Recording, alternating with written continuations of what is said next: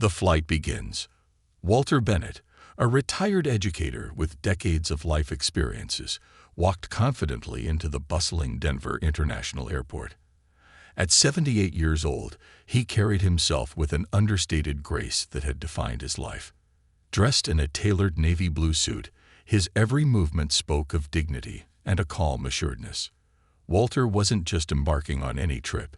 He was setting out to surprise his son, a commercial pilot named Jackson, who had spent years turning his childhood dreams into reality. Jackson had always been fascinated by airplanes. As a young boy growing up in their small Louisiana hometown, he would watch the skies for hours, dreaming of one day being the one in the cockpit. Walter had nurtured his son's ambitions, cheering him on through rigorous training and endless sacrifices. This flight marked the culmination of that shared journey, a father's quiet pride in seeing his son take command of the skies. As Walter approached the gate for his first-class flight, he glanced around at the sea of travelers. Most were preoccupied with their devices or navigating their luggage. Despite the anonymity of the airport crowd, Walter radiated a quiet excitement, his eyes sparkling with anticipation. He handed his ticket to the gate agent with a polite nod, earning a practiced smile in return.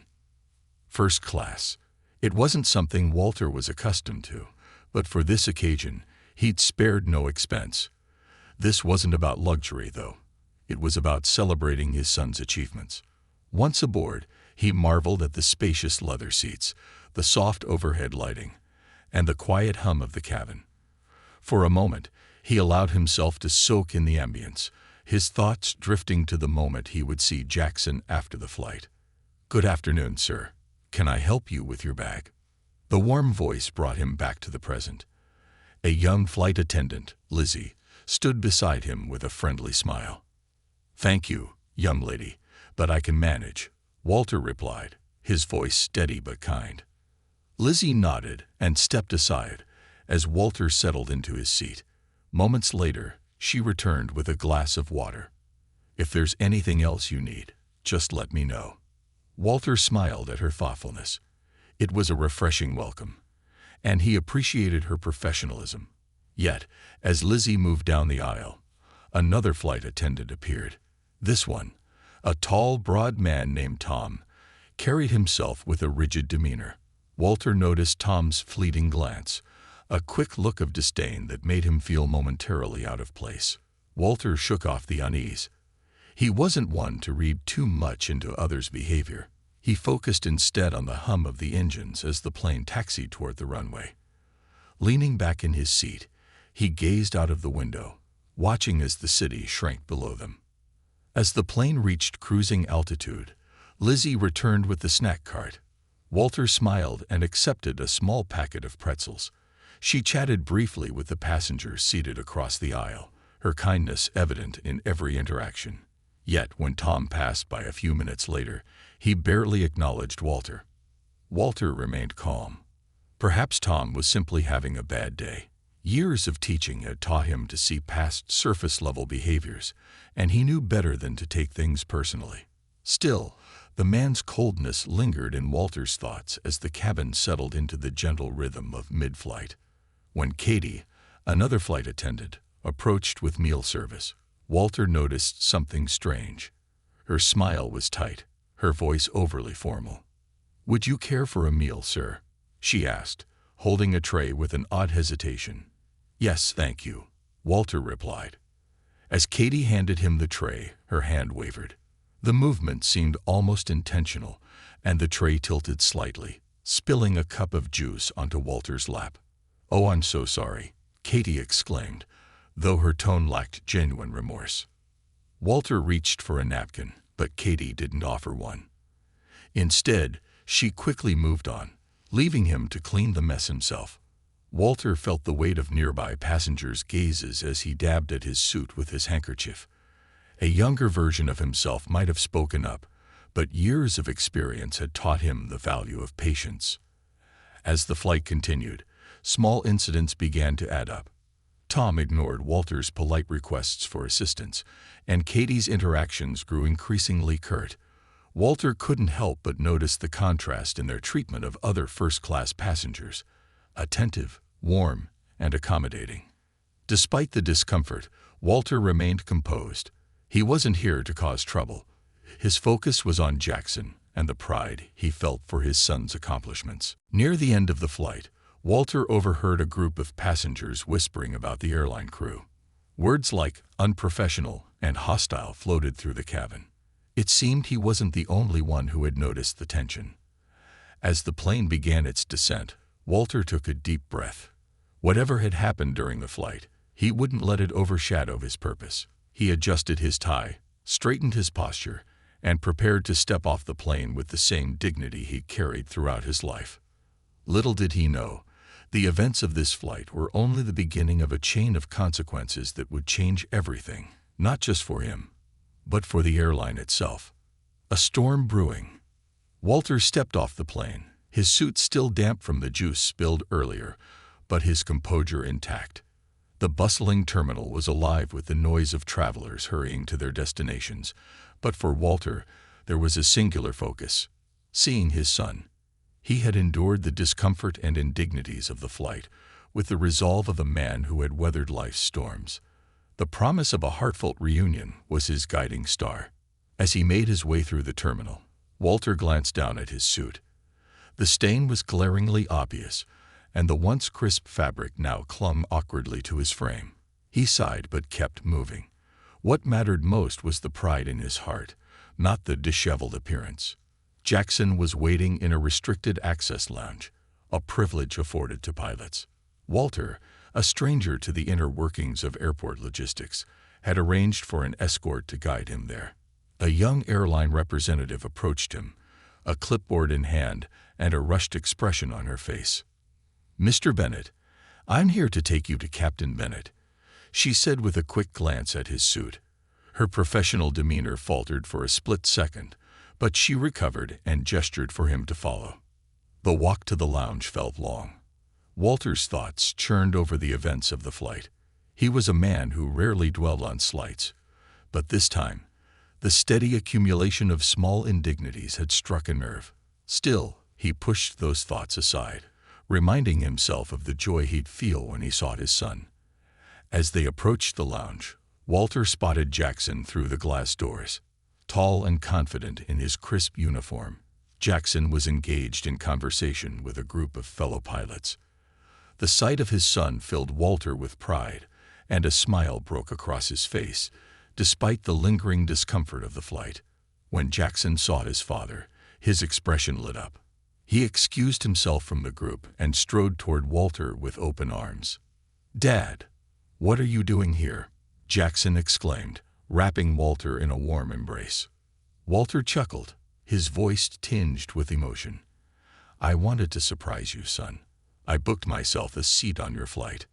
Jackson stepped back, his smile wide. "You flew first class. That's amazing. How was the flight?" Walter hesitated, his smile faltering for the briefest moment. "It was eventful," he said, choosing his words carefully. Jackson's brow furrowed. "Eventful? What happened?" Before Walter could answer, a commotion erupted near the lounge entrance. Lizzie, the kind flight attendant who had initially welcomed Walter, was arguing with Tom. Her voice, though restrained, carried a firmness that drew attention. "You can't talk to passengers like that, Tom," Lizzie said, her tone sharp. "It's unprofessional." Tom crossed his arms, his expression defiant. "He didn't belong in first class. I was just treating him the way he deserved." Walter stiffened. He hadn't intended to make a scene, but hearing Tom's words spoken so openly was a sharp reminder of the disdain he had felt throughout the flight. Jackson's eyes darted between Walter and the scene unfolding nearby. His voice dropped to a serious tone. "Dad, is this about you?" Walter nodded slowly. "I didn't want to bother you with it, son. But yes, it seems it is." Jackson's expression darkened. He turned on his heel and approached the two attendants with a commanding presence that silenced the surrounding chatter. "What's going on here?" Jackson asked, his voice steady but firm. Tom straightened, clearly recognizing Jackson as a pilot. "Nothing, Captain. Just a minor disagreement." Lizzie, however, stepped forward. "It's not nothing," she said, her voice unwavering. "This gentleman, your father, I assume, was treated poorly throughout the flight. I witnessed it, and I won't stay quiet about it." Jackson's jaw tightened as he turned to Tom. "Is this true?" Tom hesitated, his bravado slipping. "I was just doing my job." "Doing your job doesn't include belittling passengers," Jackson shot back, his voice rising slightly. "Especially not my father." The lounge grew quiet as more people took notice of the escalating confrontation. Katie appeared, her face pale as she realized the gravity of the situation. "I didn't mean any harm," Katie stammered, avoiding Walter's gaze. Walter finally stepped forward, his voice calm but resolute. "I'm not here to cause trouble, but I won't stand by and let this behavior go unchecked. People deserve to be treated with respect, regardless of who they are or where they sit." Jackson nodded, his respect for his father evident in his expression. "You're absolutely right, Dad, and this will be addressed." At that moment, a senior airline supervisor arrived, drawn by the growing tension. She listened carefully as Walter recounted the events of the flight, his words measured but impactful. Lizzie corroborated his account, while Tom and Katie shifted uncomfortably under the weight of the scrutiny. The supervisor's expression grew stern. "Thank you, Mr. Bennett, for bringing this to our attention. We take these matters very seriously, and I assure you there will be consequences." Walter nodded, his calm demeanor unshaken. "I hope this serves as a reminder that kindness and professionalism should never be optional." As the crowd began to disperse, Jackson placed a hand on his father's shoulder. "I'm so sorry you had to go through that, Dad, but I'm glad you stood your ground." Walter smiled faintly. "I didn't do it for me, son. I did it because no one should feel unwelcome, no matter where they come from or what they look like." Jackson's admiration for his father deepened in that moment. The strength and dignity Walter had shown were a testament to the values he had instilled in his son. As they left the lounge together, Walter felt a sense of closure. The flight might have been marred by discomfort, but the aftermath had revealed something far more important: the power of standing up for what's right, even in the face of adversity. Yet, unbeknownst to Walter and Jackson, the ripples of that confrontation were only beginning to spread. The airline would soon face a reckoning, one that would test its commitment to the values it claimed to uphold. And at the center of it all was a quiet, dignified man who had refused to let disrespect go unchallenged. The aftermath begins. The incident aboard the flight and the confrontation in the lounge were far from over.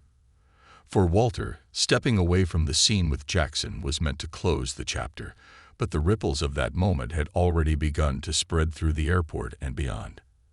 As they walked together toward the parking lot, Jackson's phone buzzed incessantly with messages and calls from colleagues, supervisors, and even corporate representatives. The airline was in damage control mode. Walter remained composed, his mind turning over the events with quiet introspection. Jackson, however, was visibly agitated. For a man who prided himself on professionalism and respect in his field, the actions of his colleagues felt like a personal affront. "Dad, this isn't sitting right with me," Jackson said, breaking the silence. "You shouldn't have been treated that way. I want to make sure they know this can't happen again, to anyone." Walter looked at his son, his expression calm but firm. "I appreciate that, Jackson, but I don't want this to become a vendetta. I raise you to stand for what's right, but also to be fair. Focus on the bigger picture."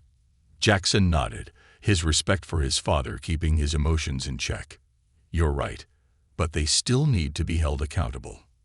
By the time they reached the car, the airline supervisor who had witnessed the lounge confrontation called Jackson directly. He stepped aside to take the call, while Walter leaned against the vehicle, gazing out at the busy terminal.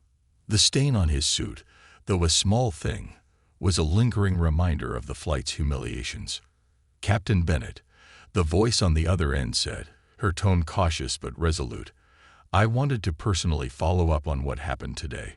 We've begun an internal investigation, and I assure you, This is not how we want our passengers, especially someone like your father, to be treated." Jackson's voice was clipped. "I appreciate that, but words alone won't fix this. My father is a man of dignity, someone who's dedicated his life to teaching others.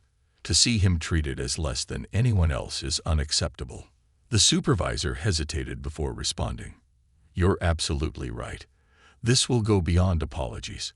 We're bringing in both Tom and Katie for disciplinary review, and I'll be personally overseeing the matter."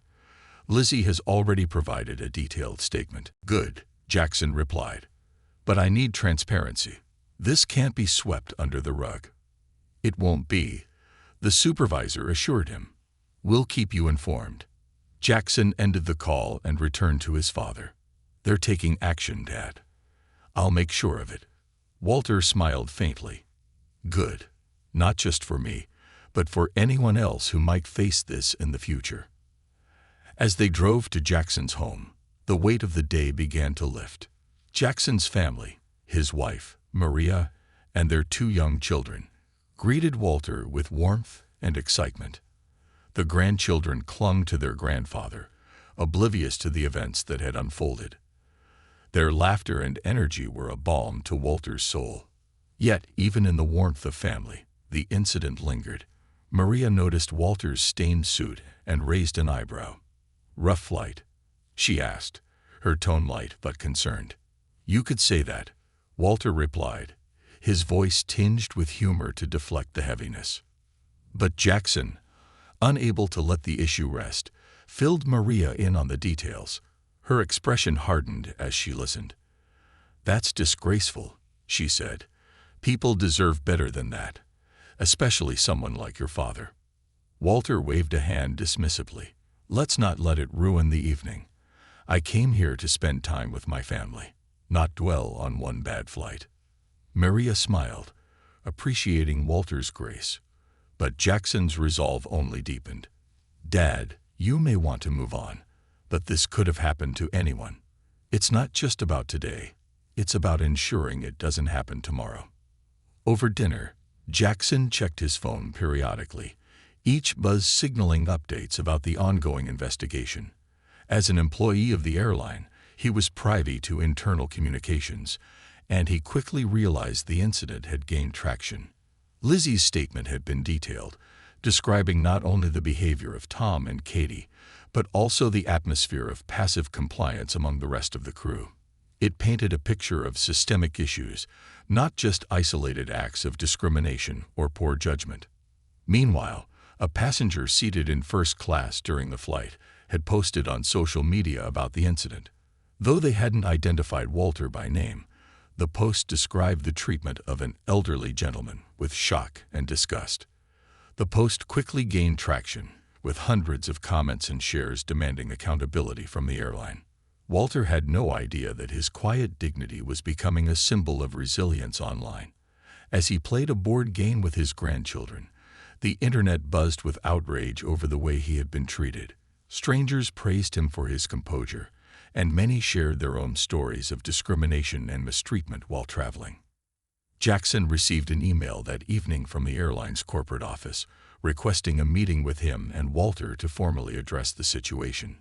He hesitated to bring it up, knowing his father valued his privacy, but he also knew Walter's voice could carry weight in ensuring meaningful change.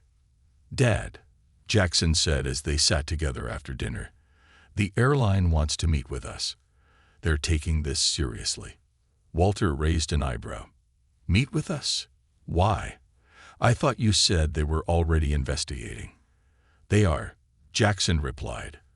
"But this has gone viral. People are talking about it online, and the airline wants to get ahead of it. They're worried about their reputation." Walter sighed, leaning back in his chair. "Reputation.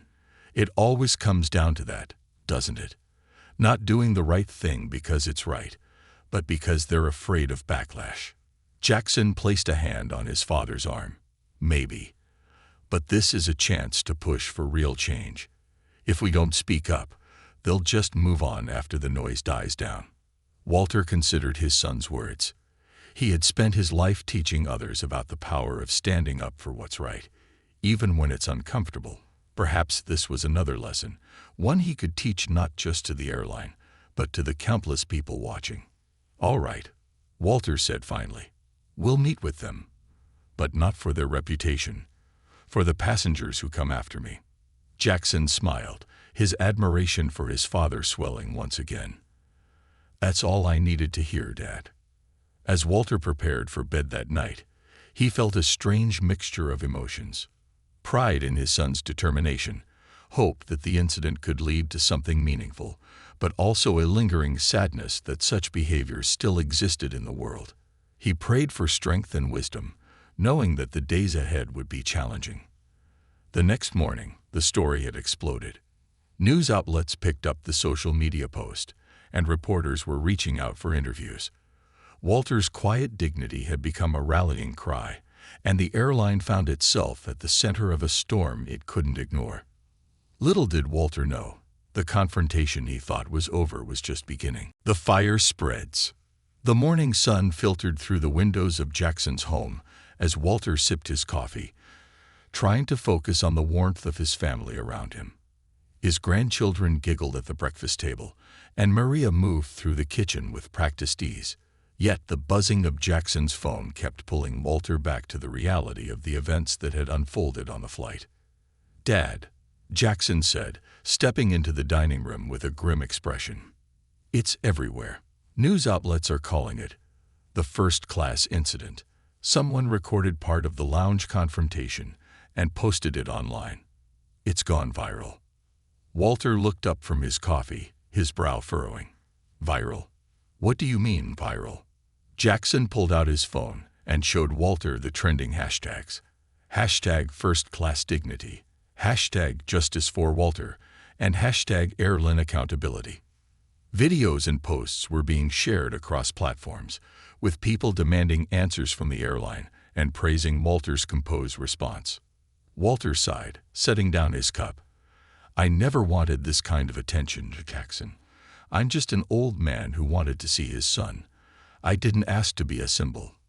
"You didn't have to ask," Jackson said firmly. "Your actions spoke for themselves. People see your dignity and strength, and they're rallying around it. This isn't just about you anymore. It's about something bigger."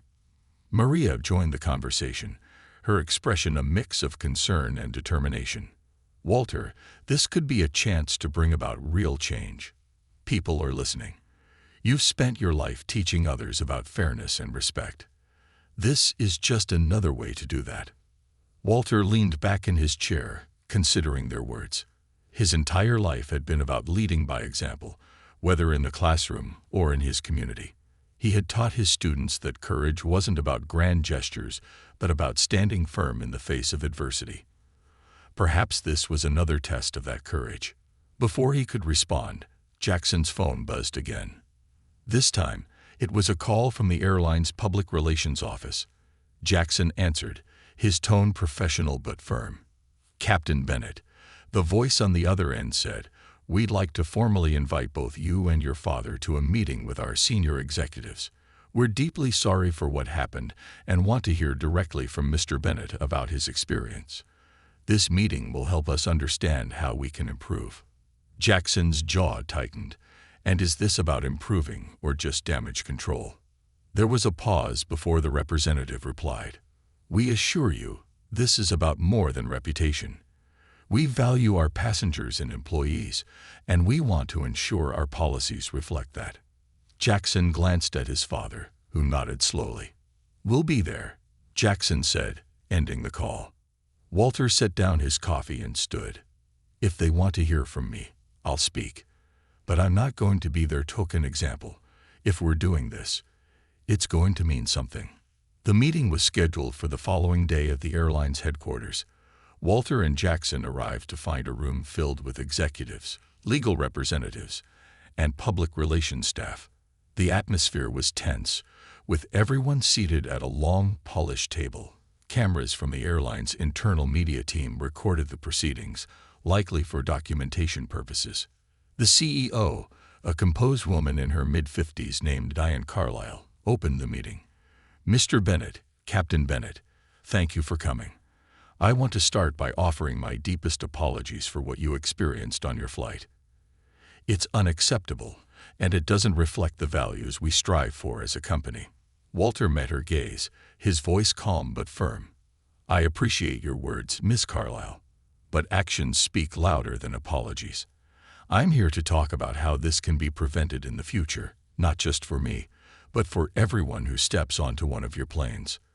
Diane nodded, her expression serious. "That's exactly why we're here. We want to hear about your experience in detail, so we can address the root causes and implement meaningful change." Walter recounted the flight in measured tones, describing each moment of disrespect and exclusion he had endured. He spoke not with anger, but with a quiet resolve that made every word resonate. As he finished, he looked around the table, meeting each executive's eyes. "This isn't just about me," he said. "It's about the culture you create as a company. People deserve to feel valued and respected, no matter their age, appearance, or background. That starts with accountability and training, not just for those who mistreat passengers, but for everyone in your organization." Lizzie, the young flight attendant who had shown kindness to Walter, was also present at the meeting. She spoke up, her voice steady. "Mr. Bennett is right. There's a culture among some crew members that passengers in certain categories, whether because of race, age, or other factors, are treated as less deserving of respect. It's subtle, but it's there, and it needs to change." Tom and Katie were notably absent, having been suspended pending the investigation.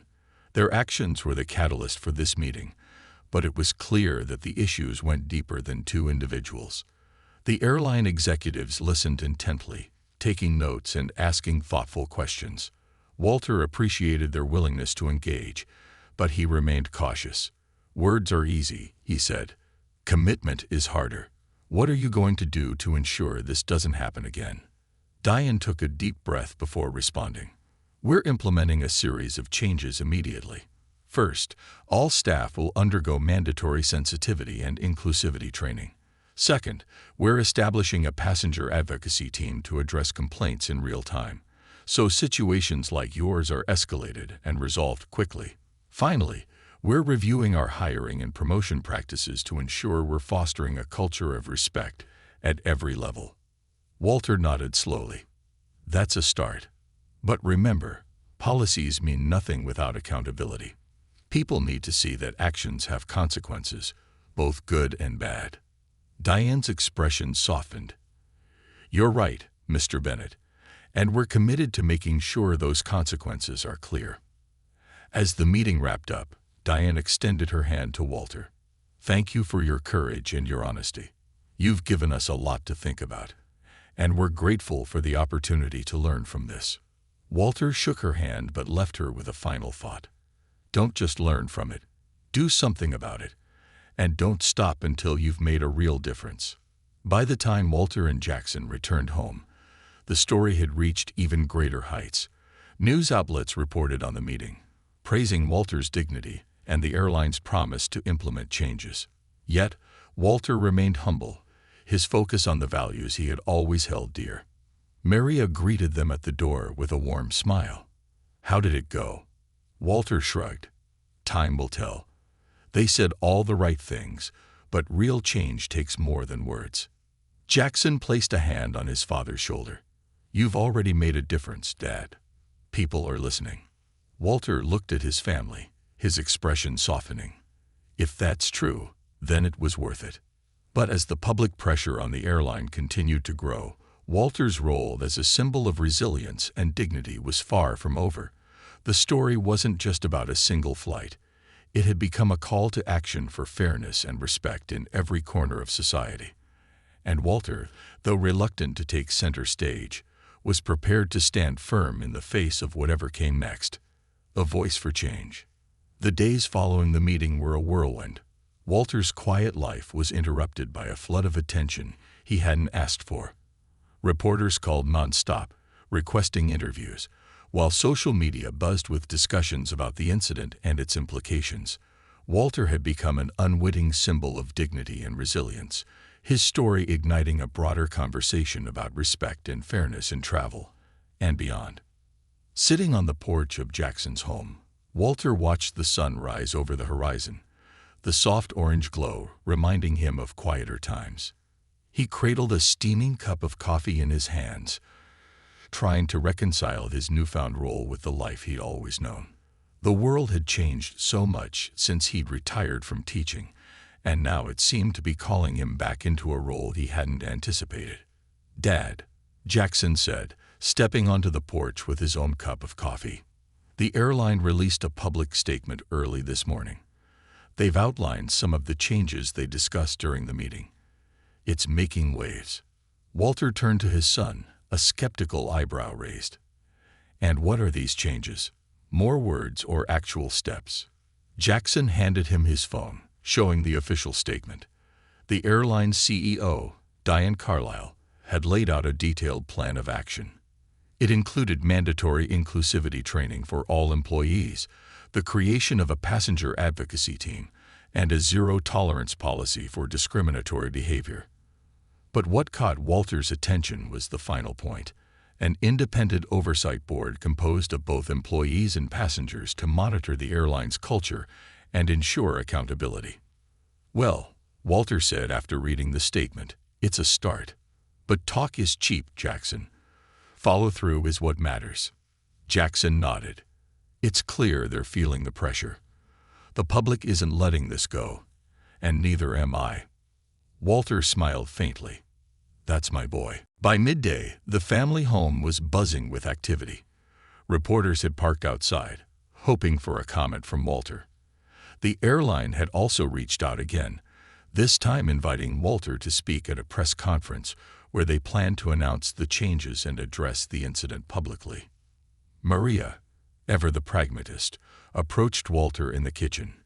"You've spent your life teaching people to do the right thing, Walter. Maybe it's time to take that lesson to a bigger stage." Walter leaned against the counter, his hands resting on the cool surface. "Maria, I'm not a man for the spotlight. I've lived my life quietly, doing what I can in my small corner of the world. This is more than I ever bargained for." Maria placed a hand on his arm, her eyes filled with quiet strength. "That's why it has to be you. People need someone like you, someone who speaks with humility and wisdom. You can turn this moment into something meaningful." Walter sighed, her words settling over him like a weight he wasn't sure he wanted to carry. But deep down, he knew she was right. The press conference was held 2 days later in a large conference room at the airline's headquarters. Rows of cameras lined the back of the room, and reporters filled every available seat. Walter, dressed in a fresh suit Jackson had insisted on buying for him, stood off to the side with his son. The airline's CEO, Diane Carlisle, was already at the podium, addressing the crowd. "Today marks a turning point for our company," Diane began. "The incident involving Mr. Walter Bennett was a wake-up call, not just for our airline, but for the entire travel industry. It forced us to confront uncomfortable truths about our culture and practices, and it has inspired us to make meaningful changes." She turned toward Walter, gesturing for him to join her at the podium. The room fell silent as Walter stepped forward, his steady gait and calm demeanor commanding attention. He adjusted the microphone, his hands betraying the slightest tremor, and took a deep breath. "Good afternoon," he began, his voice clear but measured. "I never expected to be standing here. When I boarded that plane, I was just a father hoping to surprise his son. What happened to me was humiliating, but I'm not here to dwell on that. I'm here because this isn't just about one flight or one passenger. It's about a culture that needs to change." Walter paused, letting his words settle over the room. Respect and dignity should not be privileges reserved for a select few. They are basic rights that every person deserves, regardless of where they sit, what they look like, or how much money they have in their pocket. The crowd was utterly silent, captivated by Walter's presence. Even the reporters, known for shouting over one another for sound bites, seemed reluctant to interrupt. "I've spent my life teaching young people to value kindness and fairness," Walter continued. "Today, I'm here to remind all of us, especially those in positions of power, that those values matter. Policies and promises are good, but they mean nothing without action. I hope this is the beginning of real change, not just for this airline, but for every industry that serves the public. As Walter stepped back from the podium, the room erupted in applause. Diane, visibly moved, returned to the microphone to thank him and reaffirm the airline's commitment to the changes they had announced. In the days that followed, Walter's speech was shared widely, becoming a viral moment in its own right. People across the world praised his humility and strength, and his words sparked conversations about fairness and inclusivity in industries far beyond air travel. The airline made good on its promises, launching the new oversight board and inviting Walter to serve as one of its inaugural members. At first, he was hesitant, but Jackson and Maria convinced him it was an opportunity to continue the work he had started. "Dad," Jackson said one evening as they sat together on the porch, "you've always taught me that when you see a chance to make a difference, you take it. This is your chance." Walter nodded, the weight of his decision balanced by a quiet resolve. "All right, son. Let's make a difference." Months later, Walter found himself at the forefront of a movement he never anticipated leading. His role on the oversight board allowed him to push for meaningful reforms, not just within the airline but across the industry.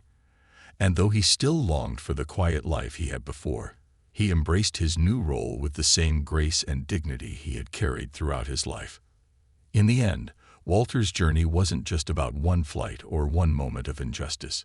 It was a testament to the power of standing firm, speaking truth, and inspiring change. And as the world continued to learn from his example, Walter remained what he had always been: a teacher, a father, and a man of quiet strength. The ripple effect. Months turned into a year, and Walter Bennett's life had transformed in ways he never could have anticipated. His journey from a quiet, retired teacher to an advocate for respect and dignity had sparked ripples far beyond the airline industry. Yet, amidst the whirlwind of change, Walter remained grounded, his heart fixed on the principles that had guided him throughout his life. The oversight board at the airline had evolved into more than a token effort. Walter's presence ensured that meetings were not just about corporate compliance, but about real, actionable change. His stories of teaching young students about fairness and resilience gave the discussions a human element that others could not ignore. He became the voice for passengers who felt unheard, the reminder that dignity wasn't a privilege but a right. One day, as Walter reviewed a report on the airline's progress, he received a call from an unfamiliar number. Hesitant but curious, he answered. "Mr. Bennett," said the voice on the other end, "this is Dr. Elaine Carter from the Global Passenger Advocacy Alliance. We've been following your work and the changes you've helped implement at the airline. I'd like to invite you to speak at our annual summit in Geneva." Walter's brows furrowed. Geneva? A summit? "Yes," Dr. Carter continued. "It's a gathering of leaders from various industries, transportation, hospitality, and beyond. Your story has inspired many, and your insights could help shape policies across the globe. We believe your voice is essential." Walter hesitated. He had already stepped into a role he hadn't sought, and now it seemed the world wanted even more from him. Yet, as he sat back in his chair, he thought about the countless letters and messages he'd received. Stories from people who had faced discrimination, humiliation, or neglect. Many had thanked him for speaking out, saying it had given them courage. Perhaps his journey wasn't over yet. "When is this summit?" Walter asked, his voice steady. "Next month," Dr. Carter replied. "We'll cover all your expenses and arrange for accommodations." Walter nodded. "All right. I'll be there." The weeks leading up to the summit were a whirlwind. Jackson and Maria helped Walter prepare, reviewing his talking points and encouraging him at every step. His grandchildren, though too young to fully understand the gravity of his work, were excited to see their grandfather on TV and in newspapers. They'd proudly told their classmates, "My grandpa is changing the world." The day of the summit arrived, and Walter found himself in a grand hall filled with delegates from around the globe. The stage was set with banners that read, "Respect and Equity in Global Travel, a Shared Responsibility." Walter, dressed sharply in a charcoal gray suit, took the stage to a standing ovation. The applause was deafening, but he raised his hand to quiet the crowd. He approached the microphone, his calm demeanor commanding attention. "Good afternoon," he began, his voice steady and clear. "It's humbling to stand before so many distinguished leaders, knowing that my journey began with a single flight, a flight that should have been unremarkable, but became anything but." He paused, letting the weight of his words settle. "I didn't ask for this spotlight. I'm not an activist, nor am I an expert in policy. I'm simply a man who believes that every person, no matter their station in life, deserves to be treated with respect." Walter recounted the story of his flight, but he didn't dwell on the indignities he had faced. Instead, he focused on the broader lessons: the importance of empathy, the power of accountability, and the need for systemic change. "Every industry represented here today has the power to set the tone for how people are treated," he continued. "It's not just about policies or training sessions. It's about creating a culture where kindness is the default, not the exception." As he spoke, the audience was captivated. Walter's words carried a quiet power, a reminder of the humanity that often gets lost in corporate agendas and bottom lines. By the time he finished, the room erupted into applause once more, and several delegates approached him afterward, eager to discuss how his insights could be applied in their own sectors. The impact of Walter's speech was immediate. The summit's organizers released a declaration of commitment to fairness and equity, signed by every delegate present. It was a symbolic step, but one that carried weight as industries pledged to take concrete actions. Walter returned home to a quiet celebration with his family. As he sat at the dinner table, watching his grandchildren laugh and play, he felt a deep sense of fulfillment. Yet, he also knew there was more work to be done. Months later, Walter received another unexpected call. This time, it was from a young woman named Annika, a graduate student in social policy. "Mr. Bennett," she began, her voice filled with excitement, "I'm writing my thesis on the impact of individual voices on systemic change, and your story is one of my case studies. I wanted to thank you for inspiring my research." Walter chuckled softly. "Well, I'm honored, though I'm not sure I'm much of a case study." "You are," Annika insisted. "Your story shows how one person's courage can create ripples that lead to real change. It's a reminder that we all have a role to play." Her words stayed with Walter long after the call ended. He had never thought of himself as a catalyst for change, but as he looked back on the journey that had begun with a simple flight, he realized the truth in her statement. By the time Walter celebrated his 80th birthday, the changes he had championed were becoming a reality. The airline's new policies were praised as a model for the industry, and other companies had begun adopting similar practices. Walter's name was often invoked in discussions about equity and respect, not as a hero, but as a reminder of what quiet strength and steadfast principles could achieve. Yet, despite the accolades, Walter remained the same man he had always been. He still enjoyed his morning coffee on the porch, watching the sun rise over the horizon. He still cherished the time he spent with his family, finding joy in the small, simple moments. And he still believed that dignity wasn't about grand gestures, but about treating every person with the respect they deserved. As the years passed, Walter's story became a testament to the power of ordinary people to effect extraordinary change. And though he never sought the spotlight, he embraced it when it mattered most, proving that even the quietest voices can echo loudly when they speak the truth. The legacy. Walter's 80th birthday was a quiet affair, just as he preferred. The small gathering included his family, a few close friends, and the warmth of a home filled with love and laughter. Jackson stood at the grill, flipping steaks, while Maria carried a tray of lemonade to the grandchildren playing in the yard. Walter sat under the shade of an old oak tree, his eyes filled with contentment. Though his life had changed dramatically since that fateful flight, Walter remained the same at his core, a man guided by principles of fairness, respect, and kindness. The attention he had received never altered his humility, nor did it distract him from the simple joys that truly mattered. As the afternoon wore on, Jackson approached with a small box in hand. "Dad, we all wanted to give you something special," he said, his voice filled with emotion. "Something to remind you of everything you've done." Walter opened the box to find a silver plaque engraved with the words, "For Walter Bennett, a teacher of dignity, a voice for justice, a legacy of kindness." His hand trembled slightly as he traced the letters. "You didn't have to do this," he said, his voice thick with emotion. "We had to," Maria said, joining them. "Because what you've done, Walter, it's more than any of us ever imagined. You've made the world a better place." Walter smiled, his eyes glistening. "I've always believed that change begins with small steps. I never expected those steps to lead here. But if this journey has taught me anything, it's that even the smallest voice can make a difference when it speaks with truth." As the sun dipped below the horizon, Walter sat alone on the porch, reflecting on the path his life had taken. The world outside had changed in ways he never thought possible. The airline's policies had become a blueprint for other industries, sparking reforms that prioritized respect and equity. His story was now included in textbooks, used as a case study for leadership and social justice. Yet, Walter's greatest pride lay not in the accolades or the impact, but in the lessons he had passed on to his family.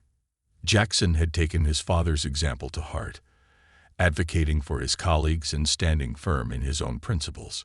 Walter's grandchildren, though still young, had begun to embody the values he cherished, showing kindness and fairness in their small but meaningful ways. One evening, as Walter watched his youngest granddaughter help a friend who had scraped her knee, he felt an overwhelming sense of peace.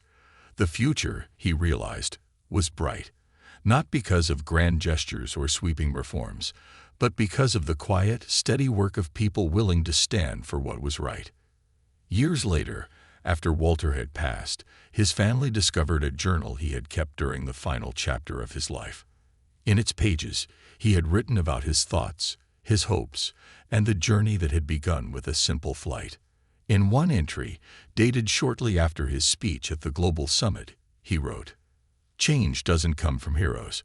It comes from ordinary people doing the right thing in ordinary moments. My story isn't special. It's just a reminder that we all have the power to make a difference. I hope the world remembers that, even after I'm gone." Walter Bennett's story continued to inspire long after his time, a beacon of hope and a testament to the power of integrity. He had lived his life as he always had, guided by dignity and humility, and in doing so, he left behind a legacy that echoed across generations.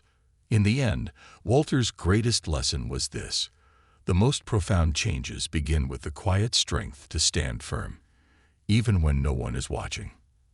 And for those who listened, his story became a call to action, a reminder that the world could always be made better, one small act of kindness at a time.